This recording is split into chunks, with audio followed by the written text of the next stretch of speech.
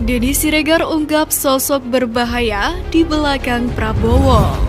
Kemudian 2 kali di pemilu presiden juga menang.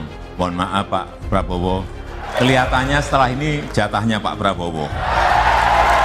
Akan tetapi saya kira bentuk dukungan apapun yang diberikan oleh Pak Jokowi kepada Pak Prabowo, pada akhirnya kemenangan Pak Prabowo ditentukan oleh kerja kami semua.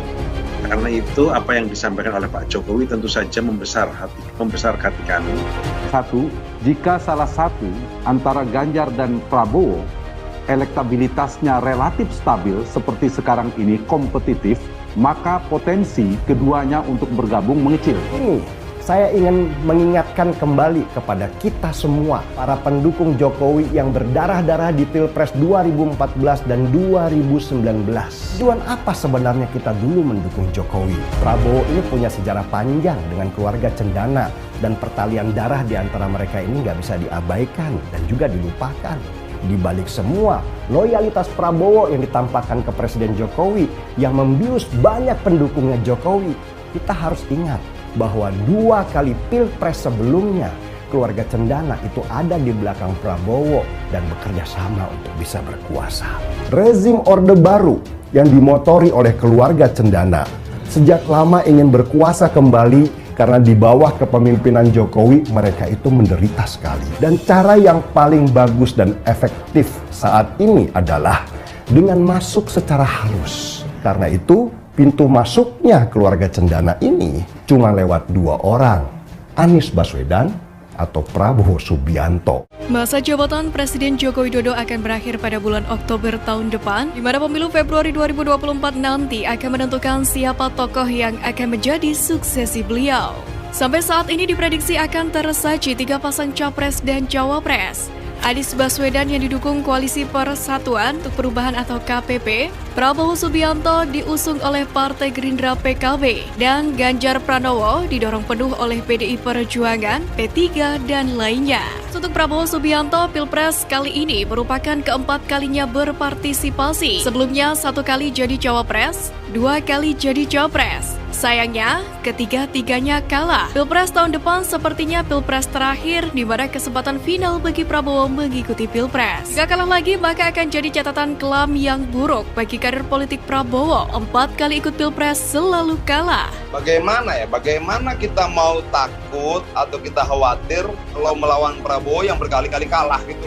Lalu yang menjadi pertanyaan, apakah pendukung Jokowi akan terbelah mendukung Prabowo atau stay mendukung petugas partai PDIP yaitu Mas Ganjar?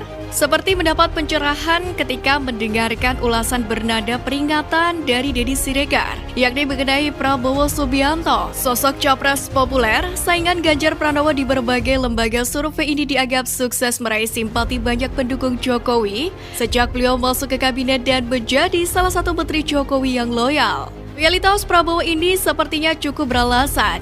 Nah, salah satu faktornya soal prinsip otoritas yang pasti sangat dipahami oleh sosok dari background militer seperti Prabowo. Rasa hormat dan kagumnya kepada Jokowi sepertinya juga natural alias tidak dibuat-buat atau hanya buat pencitraan belaka. Namun, justru disinilah letak bahaya yang agaknya tercium oleh Deddy Siregar. Tanpa bermaksud menyudutkan atau menjelekkan Prabowo, tetapi Deddy Siregar menyerukan agar relawan Jokowi terutama mereka yang dari kalangan non-partai agar jangan melupakan fakta sejarah bahwa Prabowo memiliki sejarah dan kedekatan dengan keluarga cendana alias terah mantan Presiden Soeharto. Apakah rezim Orde Baru ini bisa masuk lewat Ganjar Pranowo?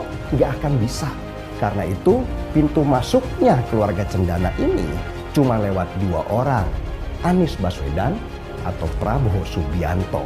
Ya, kita tahu pada pemerintahan Jokowi ini anak-anak Soeharto dibuat meradang karena utang-utang mereka kepada negara ditagih. Meskipun sampai hari ini mereka juga masih melawan. Kondisi ini memperkecil kemungkinan keluarga cendana mendukung Ganjar Pranowo yang dianggap sebagai orangnya PDI Perjuangan. Kita harus ingat bahwa 2 kali Pilpres sebelumnya keluarga cendana itu ada di belakang Prabowo dan bekerja sama untuk bisa berkuasa. 2 kali Pilpres kita bisa melihat mana kawan dan mana lawan lebih jelas.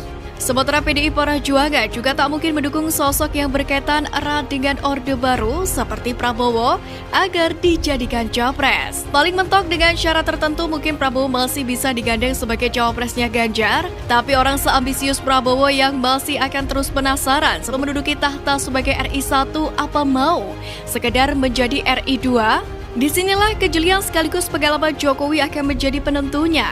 Ketika beliau ikut menentukan arah dinamika politik akan kemana lewat jari telunjuk yang mengarah pada Ganjar atau Prabowo yang akan diikuti oleh mayoritas pendukungnya nanti.